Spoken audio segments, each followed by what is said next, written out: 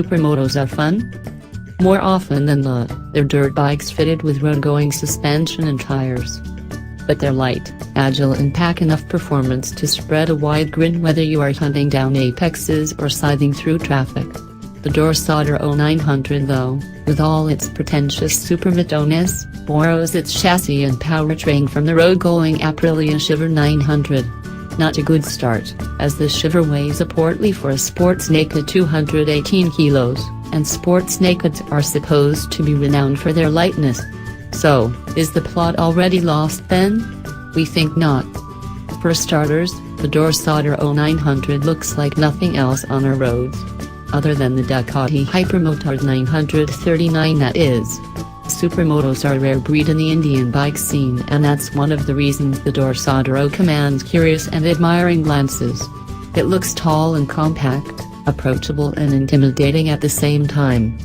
You will have curious onlookers gathering around, glancing at the sharp front beak, narrow profile and bright bodywork. Interestingly, the Dorsoduro does not have a paint job per se. Instead, it is covered in plastic panels with bright stickered race livery similar to the Tuono and RS-V4, and we would like to think that this contributes a bit to weight reduction. The triangular headlamp gets an odd-looking running light on top. New for 2017 is a TFT color instrument console that has an uncluttered display in large fonts. Twin underseat exhausts at the rear narrow down at the end and are separated by an elongated tail lamp. Oddities are present in the form of an awkwardly placed side stand which has your left leg stretched towards the rear wheel hub to reach for it. Frame, powertrain and electronics are the only thing the Dorsoduro shares with the Shiver 900. Most of these changes tend towards weight reduction. Its new 41mm adjustable cab forks are lighter than the previous iteration, while the wheels are lifted off the RS-V4RR, further reducing 2.2 kilos. Combined with a lighter bodywork and seats, you have a package that is 6 kilos lighter than the Shiver 900. It's still no lightweight, tipping the scales at 212 kilograms. However, the Dorsoduro feels surprisingly nimble, but more on that later. Powering the Dorsoduro is a 986.1cc liquid-cooled V-twin that makes a modest 95.2 PS and 90 Nm of torque. Performance, though, is available low down in the rev range, and the addition of ride-by-wire with aggressive maps make this a tractable, albeit gruff, motor. Thanks to its over-square configuration with a lighter piston, the engine does love to rev, trading in top and whack for more usable low and mid-range punch. Open the gas and things start to get lively north of 3,000 revolutions per minute, with noticeable shove post 4,500 revolutions per minute. Power delivery gets stronger all the way up to 7,500 revolutions per minute, only tapering off once the tacho needle crosses 8,500 revolutions per minute. Redline comes up around 9,500 revolutions per minute.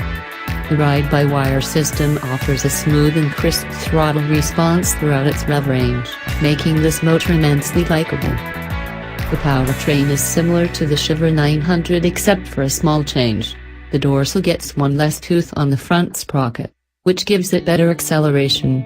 0-100 kmph comes up in 4.16 seconds while 0-160 kmph is dusted off in 10.15 seconds. That's a smidge faster than the Shiver 900's 4.36 and 10.78 seconds. Roll-on times are quick as well.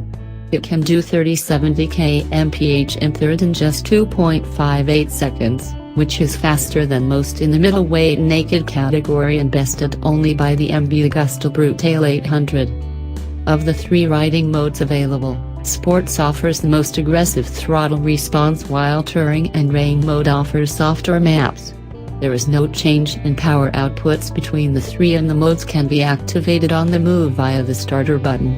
The Sports map is the most engaging and isn't as intimidating as some of the middleweight naked. Touring mode is best left for heavy city traffic while Rain mode is better left for an actual rainy day.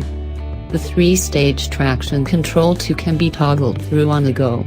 ADC1 is the least intrusive but given the mellow power delivery, doesn't have to work as hard. On a dry, sunny day, The other two modes feel redundant and will be usable only during unfavorable riding conditions. Gear shifts are notchy but precise, and the hydraulic clutch actuation is a tad on the heavier side. In city traffic, the V-twin does not heat up as much thanks to the lack of heat-trapping bodywork. Out on the highway, you can do a relaxed 110 kmph in 6th gear with the Tacho hovering around the 4,000 revolutions per minute mark. A big upshot of the motor's relaxed nature is great fuel efficiency, which is 19.1 kmpl in city running and 22.7 kmpl in the highway cycle. With its narrow 12-liter fuel tank, expect a range of around 260 kilometers.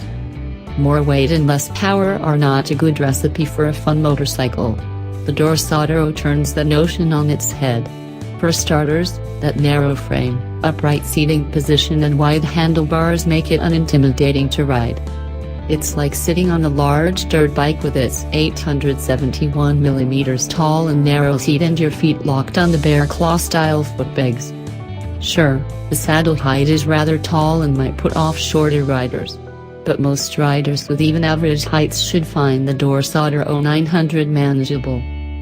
On the move, the Dorsoduro sheds weight instantly and feels more like a 400cc naked. Taking corners initially feels unnerving due to the long travel suspension and its slightly relaxed 25.9-degree rake causing the bike to run wide on exits. Once you get used to it though, the Dorsoduro is bucket loads of fun. A key reason being the ability to move around freely on the bike and the light and reactive front end. Supermoto-style riding is rewarded. The faster you go, the more you have to move around, and that makes the riding experience so much more lively. The fully adjustable front cable forks and the rear Sachs monoshock offer a wide range of adjustability and makes the Dorsoduro versatile for different applications. In the city, the light front backed up by the torquey motor makes it a riot, and will have you clearing gaps in traffic with a grin. It's the same story on the highway though. The wind blast due to the upright stance will tire you quickly, and post 170 kmph the front end starts to weave a bit. Ride quality is fantastic, as the suspension's long 160mm travel soaks up bumps and beige roads with aplomb. It is fun off the road too, if you choose to indulge your urge for some fun in the dirt. But the tires are properly road biased, which is a severe limiting factor that needs to be taken into consideration if you decide to keep riding after the tarmac ends. On the road though, the Dunlop Sport Max qualifier tires offer fantastic grip while cornering and even under hard braking. Braking itself could have been better though. While the radially mounted Brembo brakes offer a progressive feel, they could have done with a sharper bite. Under braking tests, 100 kmph took 3.93 seconds, covering a distance of 47.72 meters, slowest among the 800-900cc bikes we have tested so far. We reckon the extra weight has a large role to play here.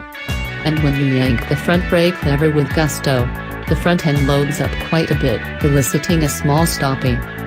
In a sea of superbikes, cruisers and adventure tourers, a supermoto is a fresh and engaging experience. Almost like a superbike with longer travel suspension, a supermoto can be entertaining, but at the same time be versatile enough to be used over different road conditions. We spent 3 days with the Dorsoduro, and during that time, there was never a dull moment. It might not be the fastest or the most dynamically competent motorcycle in its engine category, but it is undoubtedly fun. It makes you indulge in some hooliganism, but the experience never gets hairy. It's akin to that mischievous friend who always lands you in trouble, but who has also got your back. Here's the catch though. Being a CBU, the Dorsoduro 900, at Rs 12.87 lakh, ex-showroom, is expensive.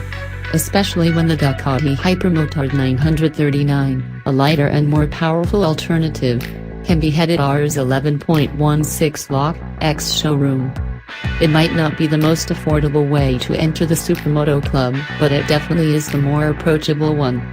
If you don't mind spending the extra dough, the Dorsoduro 900 is a good-looking, fun and versatile big bike that will not intimidate beginners, but still deliver enough to keep them satiated.